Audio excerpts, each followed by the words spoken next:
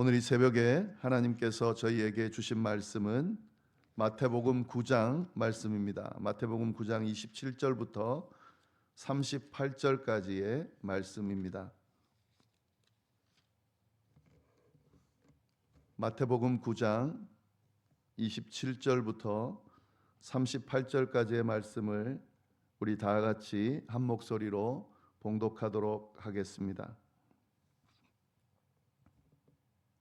예수께서 거기에서 떠나가실새 두 맹인이 따라오며 소리질러 이르되 다윗의 자손이여 우리를 불쌍히 여기소서 하더니 예수께서 집에 들어가심에 맹인들이 그에게 나아오거늘 예수께서 이르시되 내가 능히 이 일 할 줄을 믿느냐 대답하되 주여 그러하오이다 하니 이에 예수께서 그들의 눈을 만지시며 이르시되 너희 믿음대로 되라 하시니 그 눈들이 밝아진지라.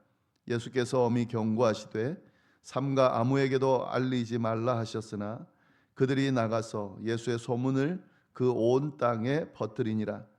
그들이 나갈 때에 귀신 들려 말 못하는 사람을 예수께 데려오니 귀신이 쫓겨나고 말 못하는 사람이 말하거늘 무리가 놀랍게 여겨 이르되 이스라엘 가운데서 이런 일을 본 적이 없다 하되 바리새인들은 이르되 그가 귀신의 왕을 의지하여 귀신을 쫓아낸다 하더라. 예수께서 모든 도시와 마을에 두루 다니사 그들의 회당에서 가르치시며 천국 복음을 전파하시며 모든 병과 모든 약한 것을 고치시니라. 무리를 보시고 불쌍히 여기시니 이는 그들이 목자 없는 양과 같이 고생하며 기진함이라. 이에 제자들이 이르시되 추수할 것은 많되 일꾼은 적으니 그러므로 추수하는 주인에게 청하여 추수할 일꾼들을 보내주소서 하라 하시니라. 아멘. 네, 오늘 마태복음 9장 마지막 부분 말씀을 함께 나누겠습니다. 계속 말씀드린 것처럼 마태복음 8장 9장은 예수님의 기적들이 모여 있는 그런 장입니다. 10가지의 기적이 기록되어 있는데 그 중에 마지막 9번째와 10번째 기적의 내용이 오늘 본문에 기록되어 있습니다. 이 마지막 기적에 대해서 언급하면서 그리고 예수님께서 추수할 일꾼을 요청해라 라고 하는 말씀으로 이 9장 말씀을 마무리를 하고 있습니다. 어떤 내용인지 함께 보겠습니다. 9번째 기적 내용을 먼저 보겠습니다. 27절 말씀을 보시면은 예수께서 거기서 떠나가실새 두 맹인이 따라오며 소리질러 이르되 다윗의 자손이여 우리를 불쌍히 여기소서 하더니 이렇게 되어 있습니다. 두 맹인이 따라왔다는 거죠. 앞을 볼 수 없는 두 맹인이 예수님을 따라왔다 하는 겁니다. 근데 여기서 따라오다라는 우리 이 동사를 잘 봐야 되는데요. 예수님을 수많은 사람들이 따랐죠. 그래서 따라오다라고 하면 이 그 의미를 그냥 수많은 사람들 무리들이 따라가듯이 따랐는가, 또 이 병 걸린 사람들이 많이 따랐죠. 고침을 받기 위해서 따랐습니다. 그렇게 따랐는가, 아니면 또 따라오다는 건 또 뭐가 있죠? 예수님의 제자들이 있습니다. 예수님을 믿고 따르는 제자들이 있었습니다. 그럼 그 제자로서 따랐는가, 이 둘 중에 하나가 돼야 됩니다. 무조건 따라오며 따랐다라고 하면 똑같이 볼 게 아니라요. 둘 중에 어떤 것인지를 우리가 잘 봐야 되는데 이 앞을 보지 못하는 두 맹인도 예수님을 따랐는데 무리들처럼 그냥 고침받기 위해서 따랐는 건지 아니면 예수님의 제자로서 따랐는 건지 그거를 우리가 확인할 수 있어야 됩니다. 지금 이대로는 모르죠. 그런데 이 뒤에 나오는 내용을 보면은 그가 어떻게 따랐는지를 알 수가 있습니다. 먼저 보면 따라오며 소리 질러 이르되라고 이야기했습니다. 그러니까 여기서 소리 지른다는 것은 계속해서 반복해서 이야기하고 있다는 것을 의미합니다. 왜냐하면 예수님 주변에는 수많은 무리들이 있고 예수님께 이 어떤 이야기를 하거나 뭘 요청할 때에 예수님이 바로 한마디 했다고 들을 수가 없죠. 그리고 작게 이야기해서 들을 수가 없습니다. 그래서 소리를 지르게 되죠. 그런데 한 번 소리 질러서 들을 수 있는 게 아닙니다. 수많은 사람들이 웅성웅성대고 아마 시끄러웠을 거기 때문에 한번 이렇게 예수님하고 부른다고 해서 볼 수 있는 게 아닙니다. 그래서 여기서 소리 질렀다는 말은 여러 번 반복해서 예수님이 볼 때까지 외쳤다, 이런 의미가 되는 겁니다. 지금 이 예수님을 따르는 두 맹인이 어떤 모습인지는 알 수 있겠죠. 예수님을 지금 간절히 찾고 있는 그런 상황이라는 것을 알 수가 있습니다. 예수님이 들으실 때까지 외쳤다, 소리 질렀다, 이렇게 알 수 있고요. 그 다음에 나오는 내용이, 그래서 소리 질러서 우리를 긍휼히 여기소서라고 그렇게 이제 이야기를 했습니다. 그러니까 이제 기본적으로는 맹인이기 때문에 앞을 보게 해달라, 기적을 행하게 해달라, 고쳐달라 하는 요청을 하고 있는 거죠. 그래서 고침을 받기 위해서 소리를 지르고 있다, 우리는 이렇게 이해를 할 수가 있습니다. 자, 이렇게 보면 무리들이 따른 것처럼, 또 병자들이 고침받기 위해서 따른 것처럼 그렇게 따랐다라고 볼 수 있는데, 그 사이에 이 예수님을 어떻게 부르는지를 잘 볼 필요가 있습니다. 뭐라고 불렀냐면 다윗의 자손이여, 이렇게 부르면서 소리를 지르면서 우리를 긍휼히 여기소서, 이렇게 이야기를 하고 있습니다. 여기서 다윗의 자손이여 하는 이 단어 때문에 이 두 맹인이 어떤 마음을 가지고 예수님을 따르고 있는지가 분명히 드러나게 됩니다. 이 기적을 받기 위해서, 고침받기 위해서 온 병자들의 경우에 어떤 사람은 주여라고도 하고 어떤 사람은 선생님이여라고 하기도 하고 이렇게 이야기를 하는데, 이 사람은 다윗의 자손이여라고 이야기를 하고 있는 거죠. 여기서 다윗의 자손이여는 일반적인 호칭이 아닙니다. 이 다윗의 자손이라고 부르려고 한다면 그 대상이 어떤 사람이기 때문이라고 생각한 거냐면 메시아라고 생각했을 때 이렇게 부르는 겁니다. 다윗의 자손이여라는 말은 메시아를 표현할 때에 이렇게 표현을 하는 겁니다. 구약에서 약속된 다윗의 후손으로 오시는 분이 바로 메시아다, 이렇게 이스라엘 사람들은 믿고 있었기 때문에요.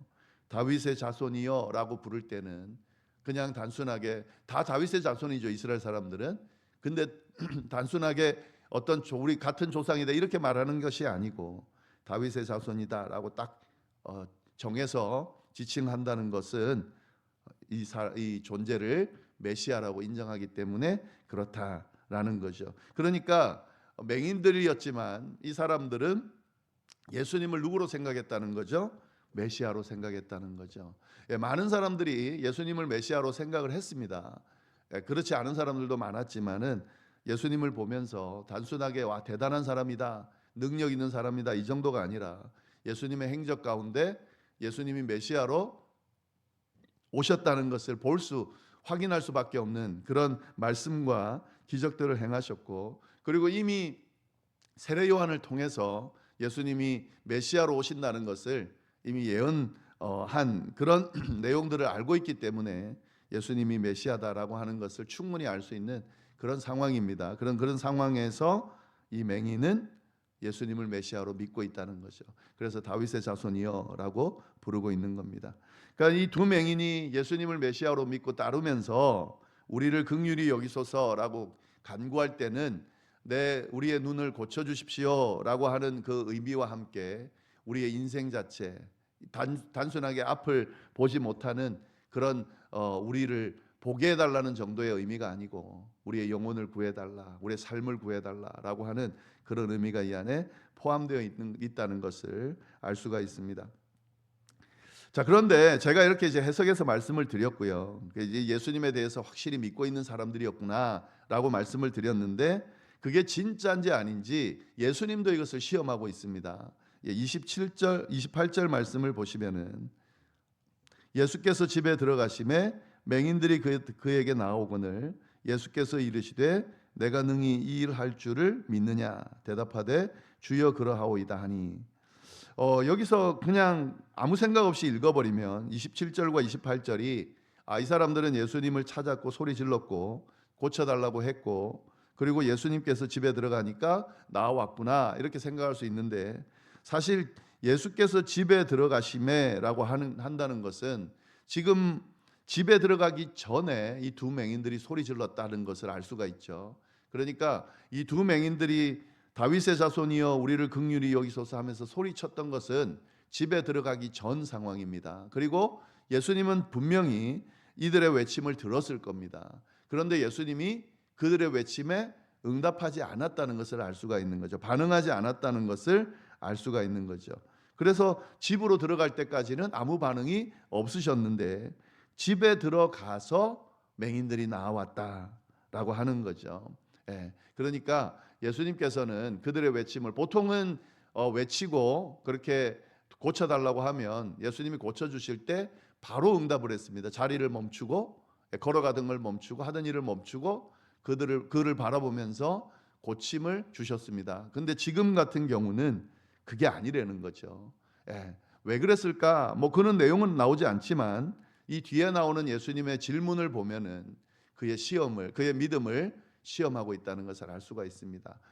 메시아를 쫓고 있는, 정말 예수님이 메시아라고 믿고 있는 그들의 믿음을 한번 확인해 보고 있는 과정으로 볼 수가 있다는 거죠. 그래서 맹인들이 그에 나왔는데 예수께서 뭐라고 이야기를 하십니까? 내가 능히 이 일을 할 줄 믿느냐라고 묻고 있습니다. 근데 여기서 또 이 말도 좀 우리가 주목해 볼 필요가 있는데요. 믿느냐라고 할 때에 믿었느냐, 과거형이 아니라요.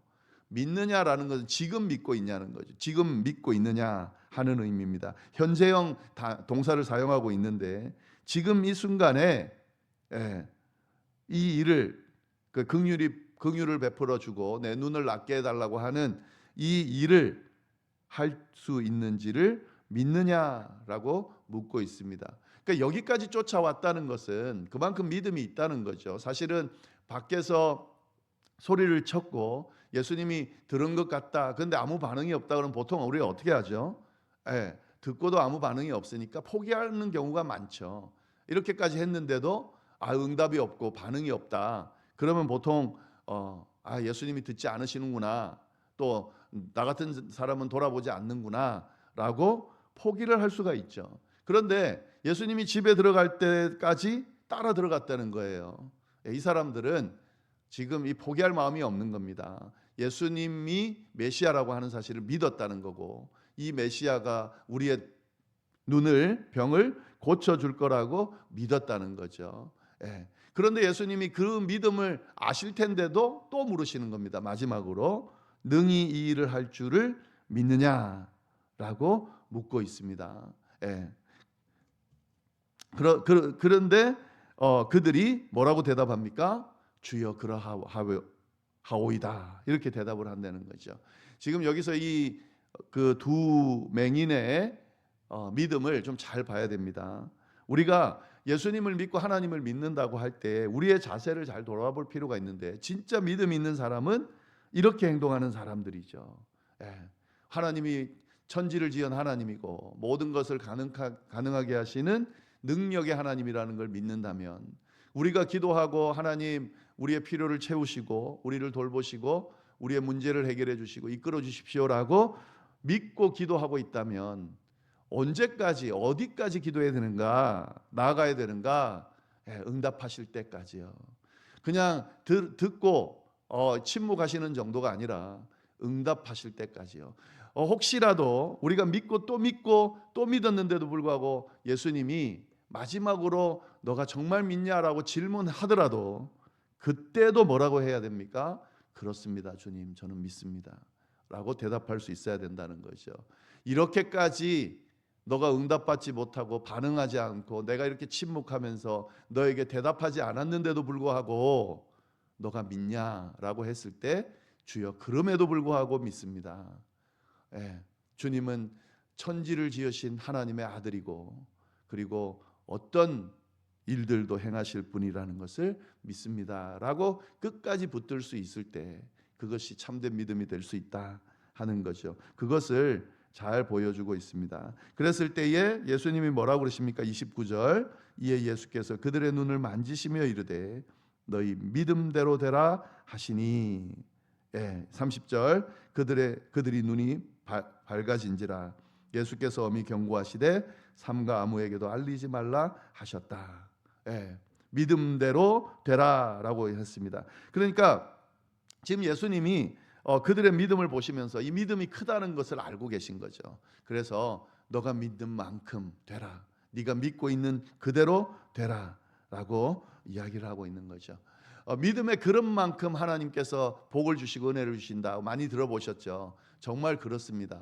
우리가 갖고 있는 믿음의 분량대로 우리가 이미 하나님은 응답해 주시기로 작정하셨고, 계속해서 주일날 말씀 선포하고 있죠. 바다 같은 은혜가 예비되어 있습니다. 우리가 믿는 만큼, 믿고 구하는 만큼, 믿고 누리는 만큼 그 은혜를 누릴 수가 있고 그 주님의 인도하심을 경험할 수가 있다 하는 거죠. 내 믿음대로 되라. 그들의 믿음이 크니까 당연히 치유받는 역사가 일어나게 되는 거죠. 근데 여기서 보시면은 그들의 눈을 만지시며 이르되, 그냥 말씀으로 하지 않고 그들의 심령을 알고 계신 거죠.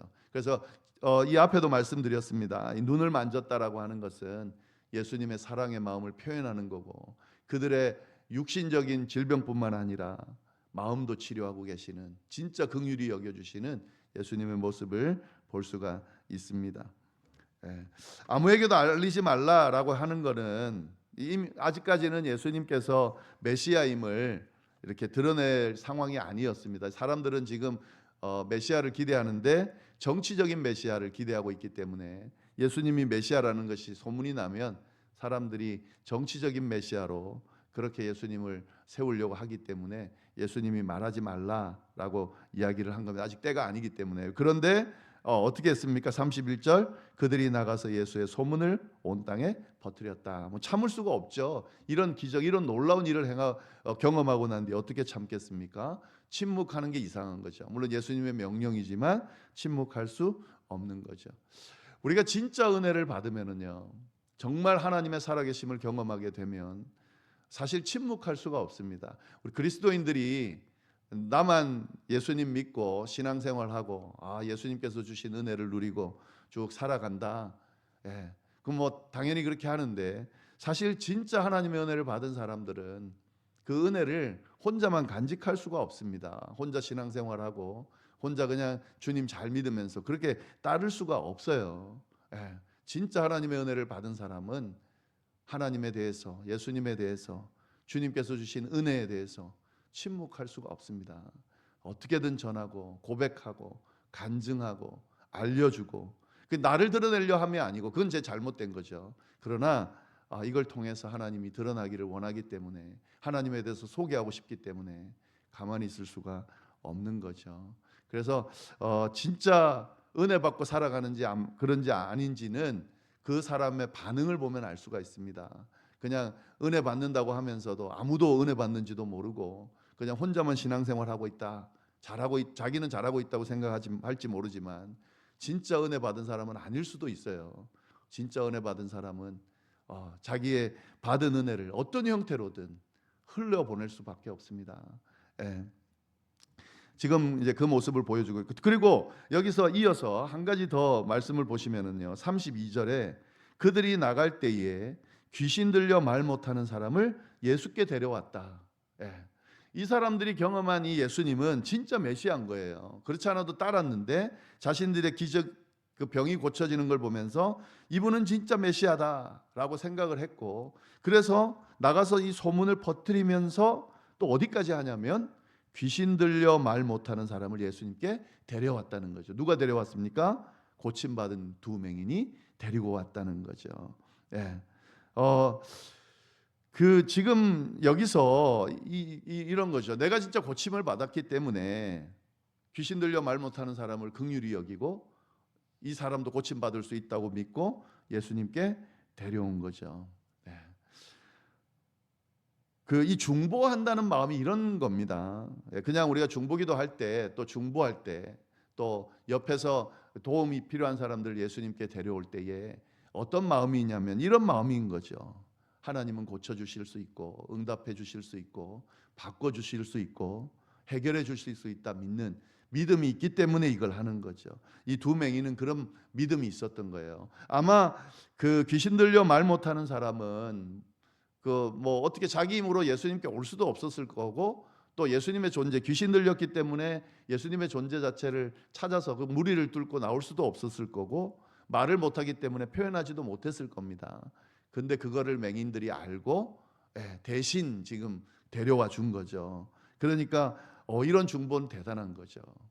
우리 믿는 자들에게 이런 중보의 모습들이 필요하다라는 것을 우리 말씀을 통해서 알 수가 있습니다. 그래서 데려왔더니 33절 말씀 보시면 귀신이 쫓겨난 후 말 못하는 사람이 말하거늘 무리들이 놀랍게 여겨 이르되 이스라엘 가운데서 이런 일을 본 적이 없다.